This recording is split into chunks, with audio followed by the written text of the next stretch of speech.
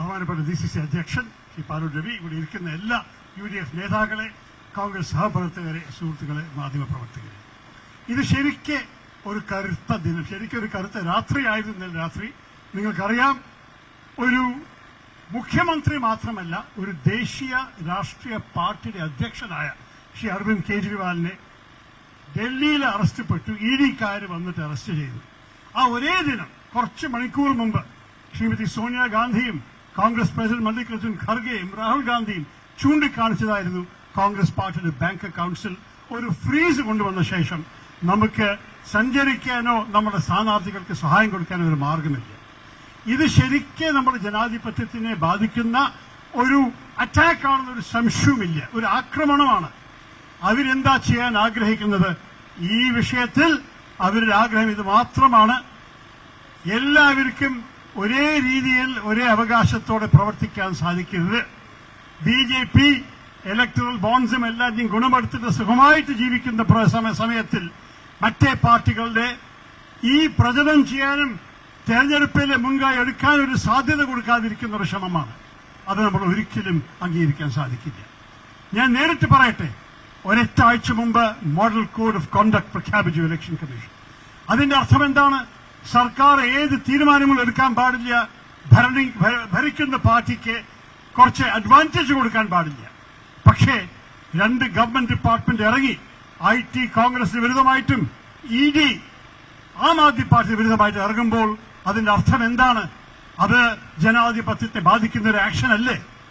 ഞാൻ സുപ്രീം കോടതിയോട് ആവശ്യപ്പെട്ട് കഴിഞ്ഞു ഇന്നലെ രാത്രി തന്നെ അവരൊരു സുവോമോട്ടോ കോഗ്നിസൻസ് എടുത്തിട്ട് അവരുടെ സ്വന്തം അവകാശത്തോടെ, കാരണം അവർ നിരവധി തവണ പറഞ്ഞിട്ടുണ്ട്, ജനാധിപത്യം നമ്മളുടെ ഭരണഘടനത്തിന്റെ ഒരു ബേസിക് സ്ട്രക്ചറിന്റെ ഒരു ഭാഗമാണ്. അതുകൊണ്ട് ജനാധിപത്യ വിരുദ്ധമായി എടുത്ത തീരുമാനത്തിന് ഈ തെരഞ്ഞെടുപ്പിനെ ബാധിപ്പിക്കുന്ന ഈ അറസ്റ്റും ഈ ഭീഷണിയും ഈ ടാക്സ് അക്കൌണ്ട് ഫ്രീസ് ചെയ്യലും എല്ലാം ചെയ്യണത് ഇത് നിർത്തണം.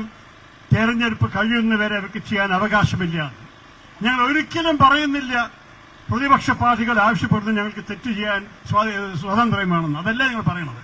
അഥവാ വല്ല തെറ്റുണ്ടെങ്കിൽ നിങ്ങളുടെ അന്വേഷണങ്ങൾ വർഷങ്ങളാണ് നടക്കുന്നുവല്ലോ.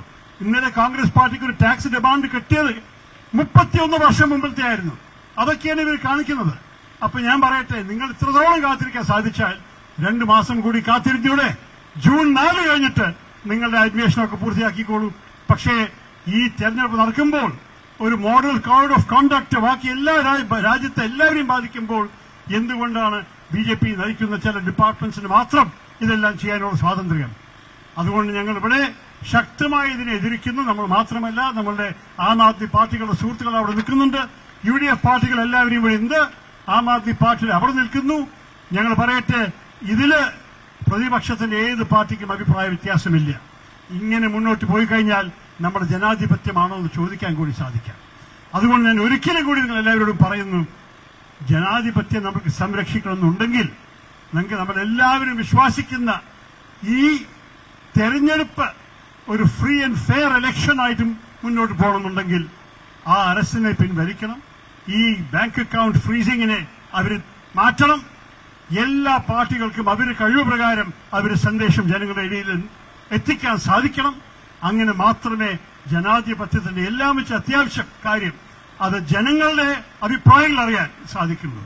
അതുകൊണ്ട് ജനങ്ങൾക്ക് നിങ്ങൾ വിട്ടുകൊടുക്കൂ. സർക്കാരിന് ഈ എല്ലാറ്റിലും ഇങ്ങനെ ഒരു ഭീഷണി ചെയ്യാൻ സമ്മതിക്കരുതെന്നും കൂടി പ്രാർത്ഥിച്ചിട്ട് ഞാൻ ഈ പ്രതിഷേധത്തിനെ ഔപചാരികമായി ഉദ്ഘാടനം ചെയ്തു. നന്ദി, നമസ്കാരം. ജയ് ഹിന്ദ്, ജയ് UDF.